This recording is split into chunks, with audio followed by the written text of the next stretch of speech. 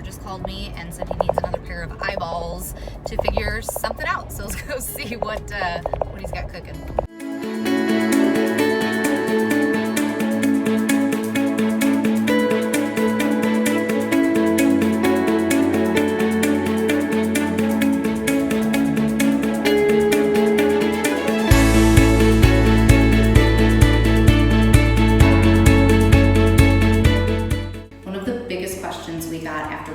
The Armstrong project was how on earth are we going to get rid of all these nasty, disgusting nicotine stains all over the walls? They're so bad. So we've obviously let the house air out for a while and had windows open, but these walls need absolutely scrubbed, absolutely primed, painted, all the things. So I did a bunch of research. I've tested out a couple different theories for how to clean these walls up, and here's what I found that worked. So first we went in and tried just using vinegar, which definitely cleaned up the walls. It helped a little bit, but not as much as we wanted it to. We don't ever want that to bleed through the paint again after we paint it.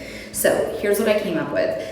I got a spray bottle and I mixed this Simple Green. It is an industrial cleaner and degreaser that's not toxic. And then put some vinegar in it also, and the rest just hot water. So what I did was I went and sprayed a section of the wall with this spray bottle and then used a sponge to scrub it. Any areas like corners or even the trim work, I used a brush like that, a hard bristle brush, and that really helped to get in all the grooves of the trim and in the corners. And so I would wipe it down. I would do that twice to every bit of the wall. So I sprayed it and wiped it down twice. And then the third time I went back and I had a bucket of just clean water and I washed the wall down with just clean water just to get any residue left, any of the cleaner left. And that made such a huge difference. The walls still horribly need primed and painted, but that at least got all of the surface yuck off the walls and the trim so that it can be prepped for paint. So if you need to clean walls that have like heavy grease in a kitchen or nicotine stains like this or whatever it may be, you're going to need an industrial cleaner like this, Simple Green, vinegar, a spray bottle, hot water, a hard bristle scrub brush, several sponges, and then I use 2 buckets, one with like the dirty water so you can rinse your sponge as you're actually washing the walls, and then one with clean water to rinse it when you're all done.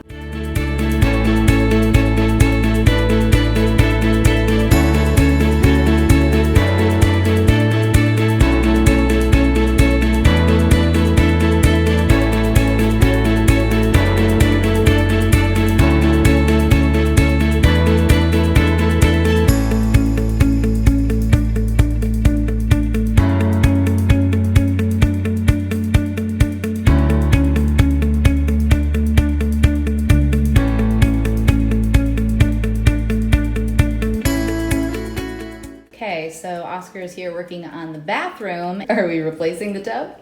Unfortunately, yes. Everything else in the house is pretty much brand new, and the tub is not. And there's a lot of tile that needed to come down to damage the drywall. They didn't put it up very well. We've already replaced the floor and had to jack up the floor where it was sagging just a little bit.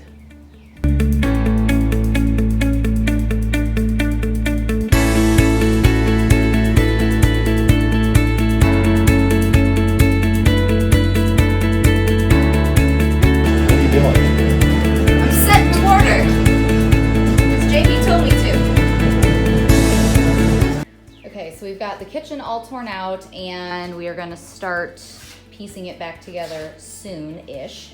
We're kind of waiting on cabinets to come in right now.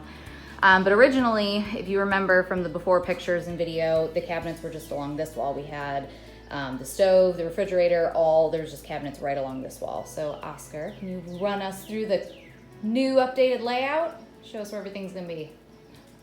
So we've done some brainstorming, and we're gonna end up putting the refrigerator back in that corner, and there'll be some cabinets, a sink,